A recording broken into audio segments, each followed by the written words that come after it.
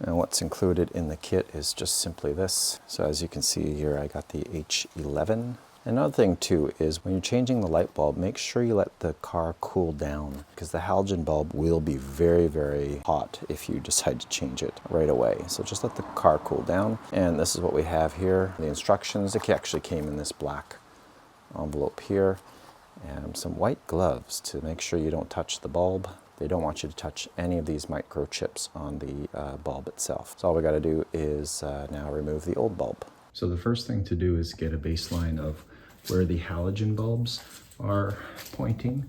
So this isn't the exact distance you're supposed to be, but it basically comes up to that line of the garage, so of the garage door. So that's where the halogen bulbs will kind of come to.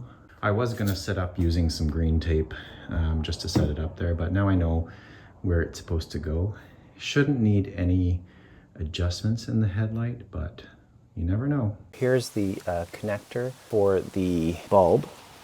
What you actually do, there's a tab right here that you have to push down, and then with two hands, so hold that tab down, and then you'll be able to slide the connector off. So that's how you do that. Okay, so nice and simple. I'll just kind of put that out of the way. I'm going to grab the halogen bulb, and then what you're going to do is a twist. So it's going to be, if you're facing this way, you're going to do a counterclockwise twist. There we go. Hear a little click, and then pull it straight out. Don't touch the bulb or else you will damage it. And I'm going to keep these bulbs just in case. So really here, what you don't want to do is touch the chips on here for sure. So you're going to do the exact opposite. So there's little tabs. There's 3 tabs, 1, 2, 3. And these are going to line up. Or you're going to get them to line up the best that you can. There it goes in. Okay. So on an angle. Good. And then you're going to twist until you just feel it stuck there. And the plug should be pointing down. And then we're just going to take our connector and push it back on. There we go. So we should feel a click. There we go. And then it's in. That's it. Pretty simple, eh?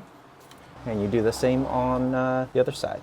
So here I am going to make sure, because I do have these bulbs here that were working at the time. I'm just going to put these in here for safe storage.